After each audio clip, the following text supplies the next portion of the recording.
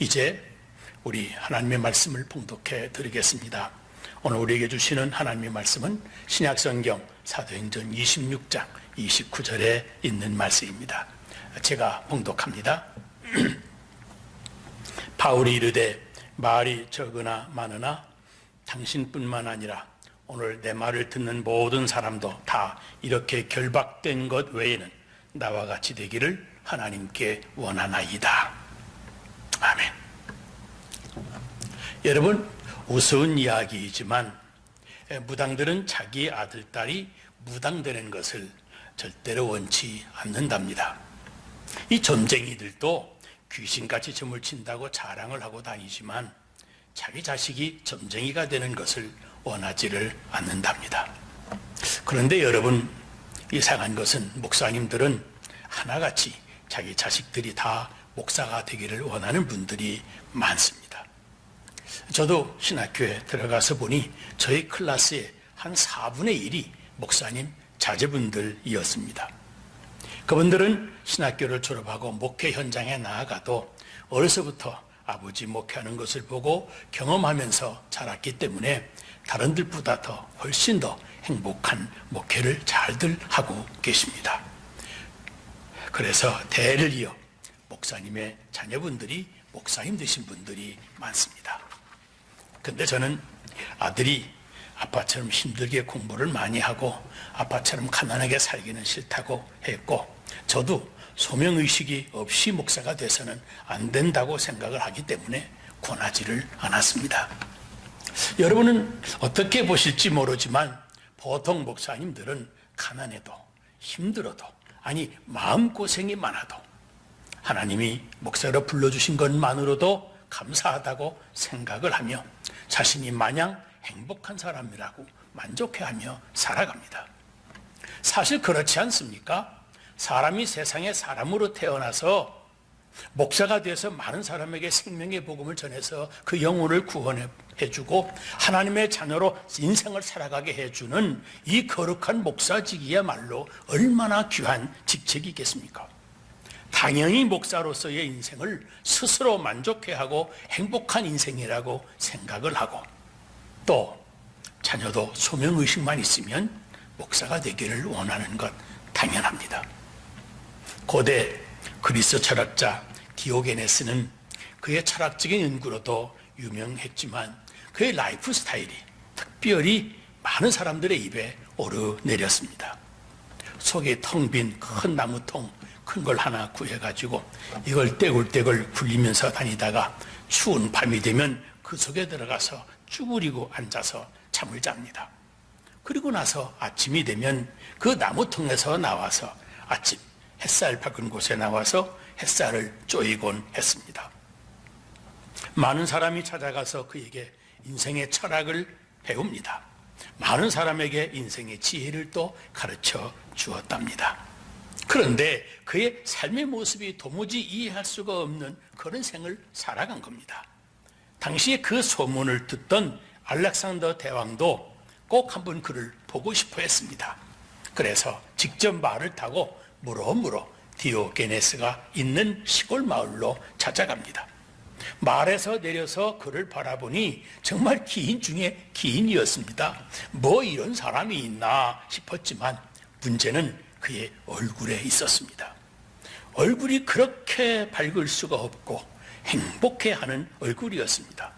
그 누구에게서도 찾아볼 수 없는 행복감이 그의 얼굴에 감도는 것을 보고 그가 이렇게 말했습니다.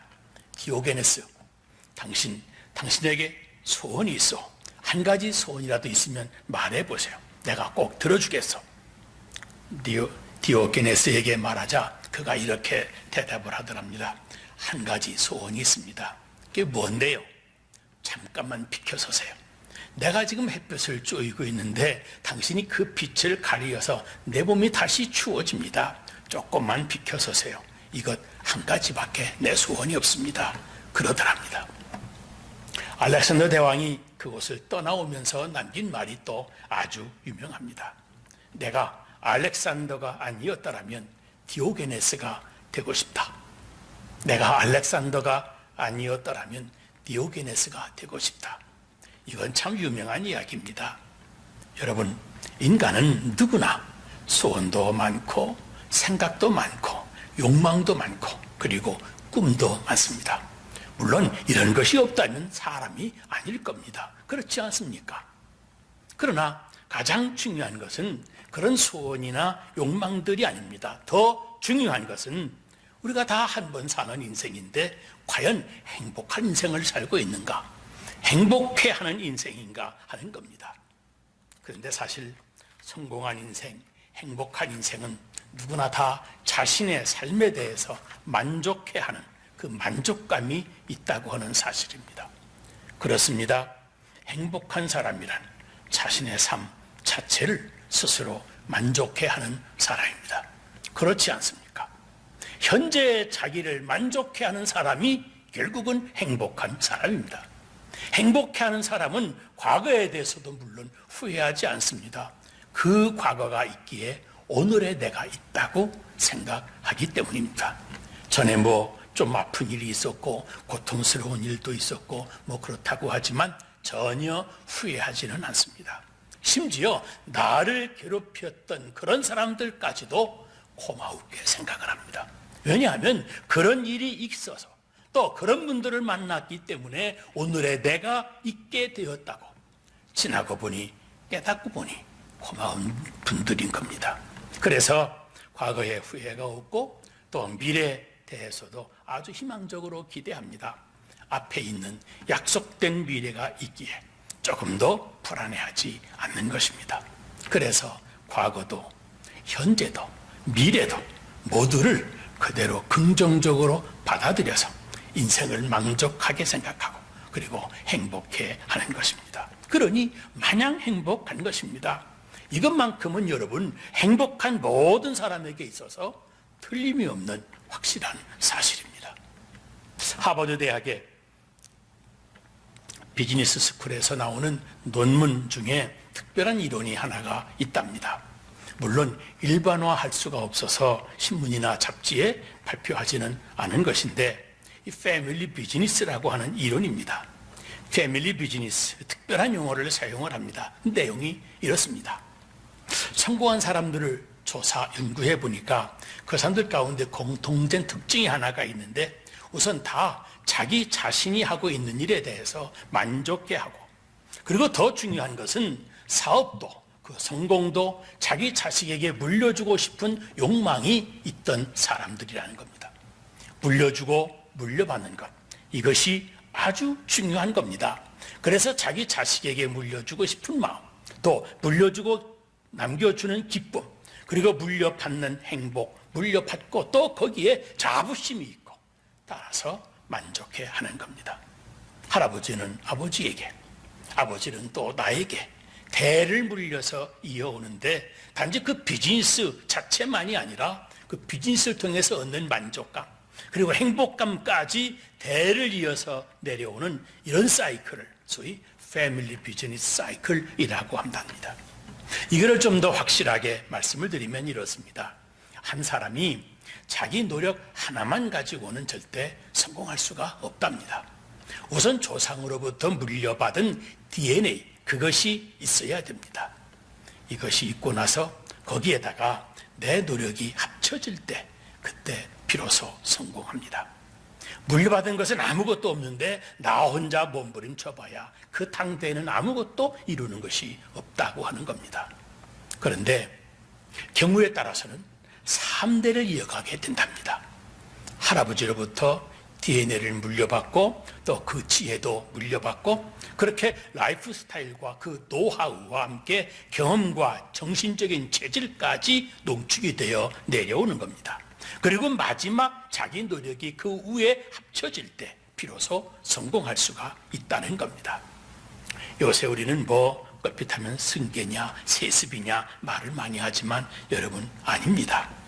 패밀리 비즈니스, 그러니까 내 조상 때부터 물려받은 모든 것들이 가치가 있고 그것이 이어져 내려오고 또 그 위에 내 수고가 있고 그러면서 비로소 훌륭한 성공, 소위 행복한 사람이 이어서 배출되어지는 것이고 그래서 패밀리 비즈니스라고 한다고 하는 겁니다. 그런데 그러한 역사, 어쩌면 이스라엘 민족의 역사도 여러분 그런 것입니다. 하나님을 향해서 아브라함의 하나님, 이삭의 하나님, 야곱의 하나님을 계속 대를 이어 섬기지 않습니까? 내가 그렇게 믿고 살아보니 행복하기 때문에 자녀에게 물려주고 싶은 것입니다. 그래서 오늘은 내 하나님이요, 내일은 내 후손들의 하나님이 될 것이다. 그래서 자녀를 축복합니다. 여기에 이스라엘 민족의 진정한 성공도 진정한 행복도 있다고 하는 것입니다. 여러분, 그런데 이 패밀리 비즈니스 사이클의 뿌리도 깊이 생각해 보면 나 자신만의 만족, 나 자신의 행복, 내 더 이상 바랄 것이 없다고 하는 오늘의 현재적인 만족에서 시작되어지는 겁니다. 이 만족감 때문에 그 축복의 유산이 자손에게 이어지면서 더 나아가서는 모든 사람이 나와 되기를 바란다고, 자기 만족에서 자식에게로, 아니 모든 사람에게로 확대되는 행복감을 노래하는 것입니다. 발명왕 에디슨은 청력이 약한 것으로 알려져 왔습니다. 12살 때 지금 막 출발하고 하는 기차를 타려고 막 달려가니까 승무원이 이 아이를 붙잡아야 되겠는데 급한 마음에 그만 그의 귀를 붙잡고 끌어올렸습니다.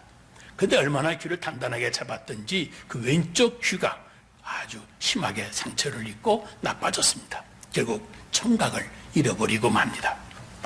그 후에 오른쪽 귀도 나빠져서 양쪽 청각이 아주 불편한 채로 한평생을 살아갑니다.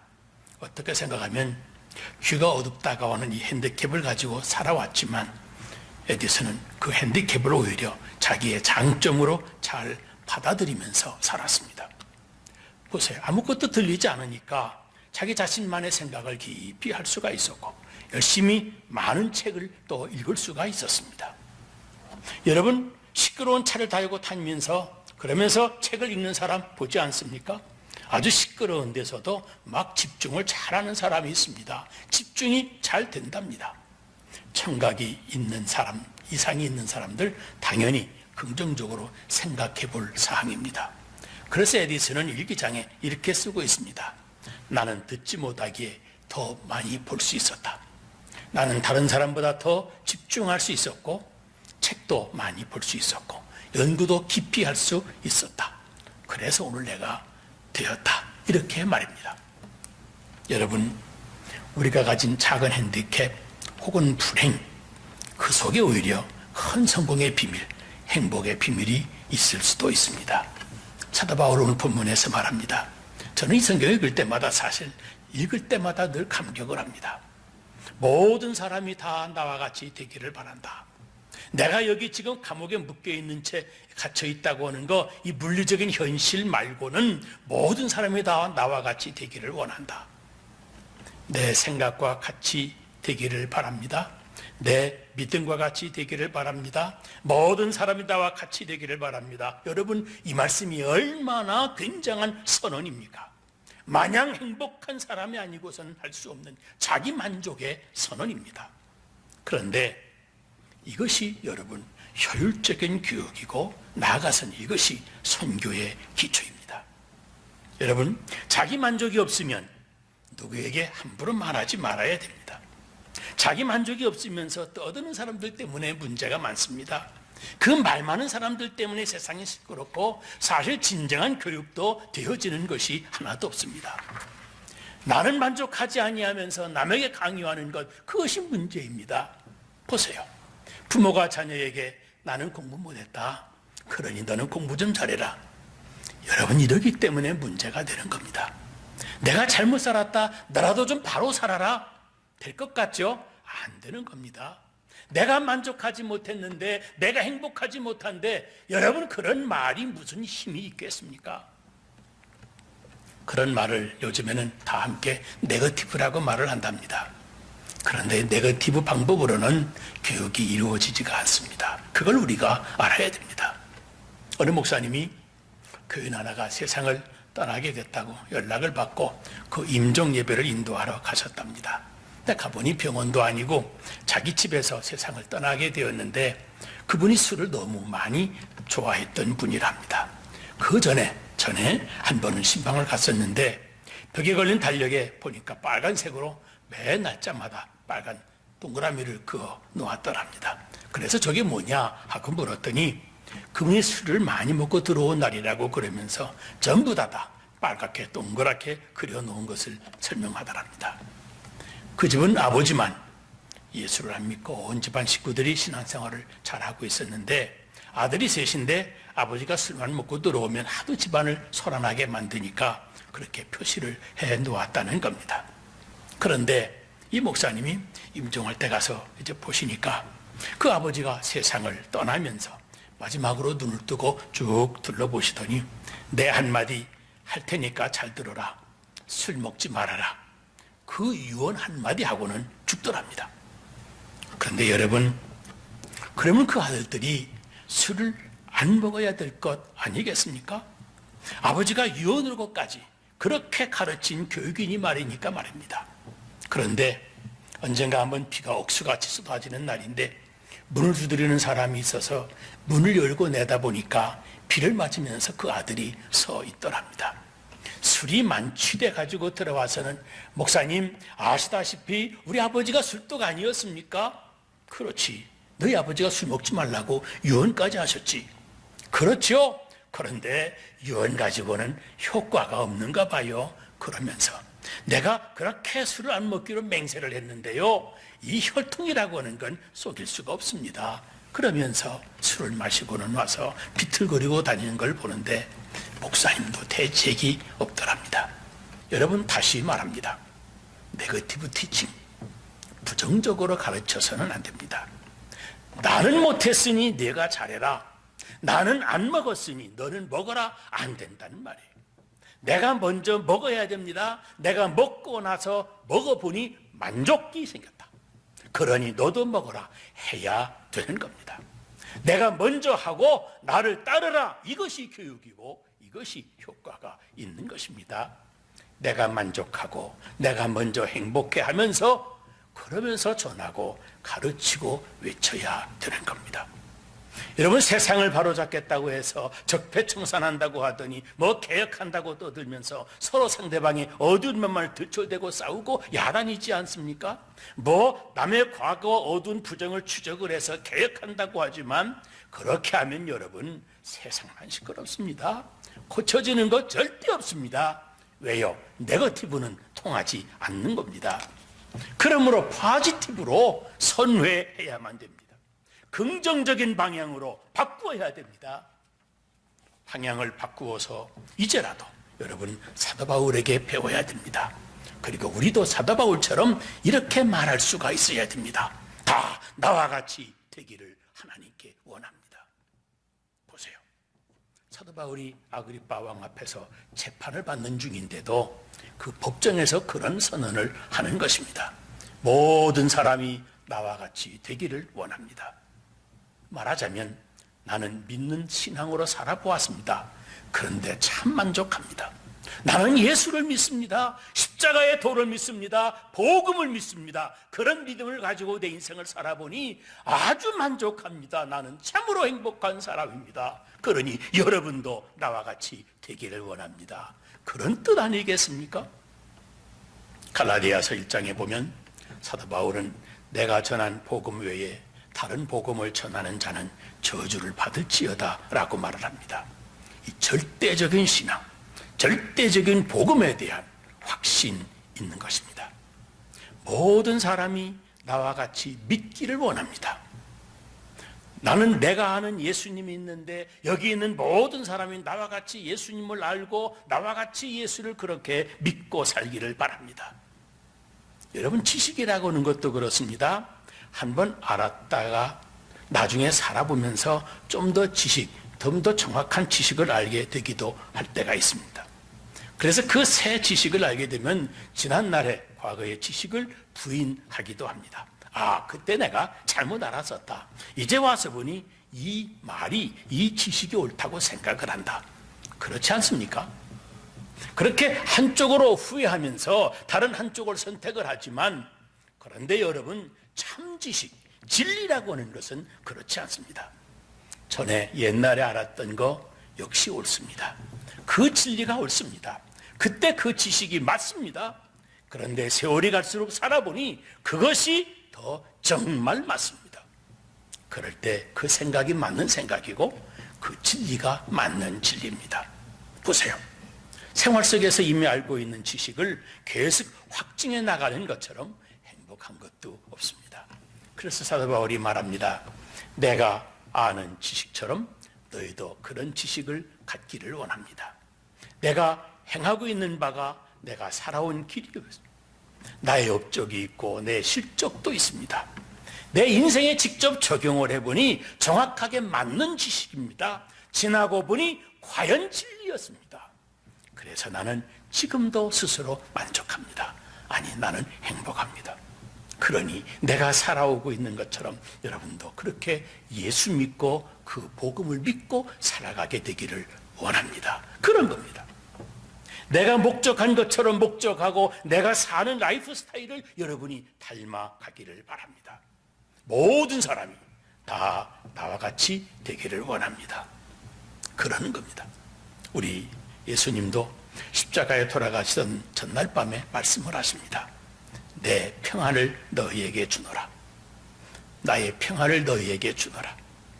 얼마 안 있어 십자가를 지게 되시겠지만 예수님은 지나온 인생을 돌아보면서 후회가 없었습니다. 만족하셨습니다. 아니, 지금 이 순간 십자가를 앞에 놓고 있는 시간이지만 그분은 행복하셨습니다. 그래서 내 평안을 너희에게 주노라 하신 겁니다. 사도 바울은 말합니다. 나를 따르라고, 함께 나를 본받으라고.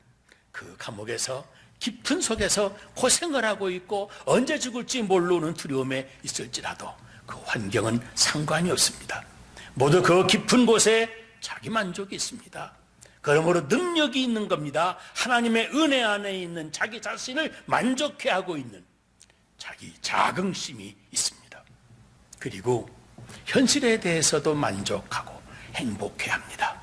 왜냐하면 이것이 다 하나님의 경륜 속에 있는 내 인생이기 때문입니다. 사도 바울은 우리에게 오늘도 간증합니다. 모든 사람이 나와 같이 되기를 원합니다. 여러분, 주변에 있는 모든 사람들을 바라보면서 저 모든 사람들이 다 나와 같이 되기를 원한다고 여러분 스스로의 양심적인 자기 만족을 설명할 수 있으면, 선언할 수 있으면 얼마나 좋겠습니까? 자기를 만족해하는 마음이 있으면 그 사람이 바로 행복한 사람입니다.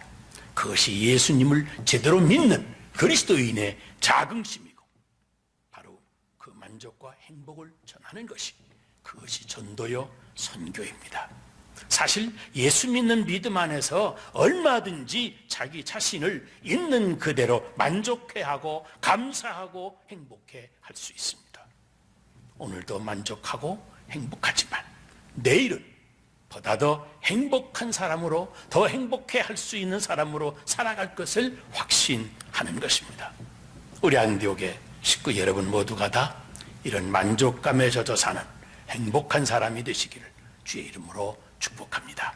기도하겠습니다. 하나님 아버지, 오늘도 저희를 주의 성전으로 불러주시며 우리 마음을 주의 말씀으로 이끌어 주시오니 감사드립니다. 아그리빠 왕 앞에 서 있던 사도 바울을 생각합니다. 그가 이렇게 위기에 처한 시간을 살아가면서도 모든 사람이 나와 같이 되기를 원한다고 하던 그의 만족감과 그 충만함, 그 행복감이 우리에게도 흘러 넘치게 하여 주시옵소서.